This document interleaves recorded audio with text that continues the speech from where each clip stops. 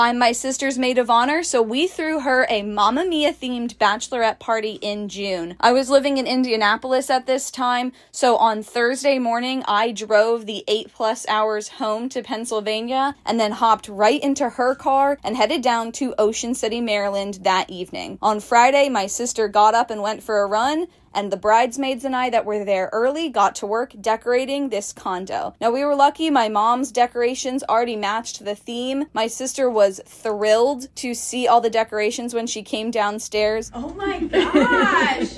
Wow! We made her close her eyes to walk up the steps to get into the shower while we finished the decorations. She was super generous and got everyone a little present. Then on Friday, the first stop was, of course, the beach. The other bridesmaids that came on Friday met up with us. We headed back to the condo, and I put out all the games I made as well as a snack plate. The first game I learned about on TikTok. I had everyone in our family and the bridesmaids submit a few pictures of Lindsay, and she had to guess who submitted the pictures.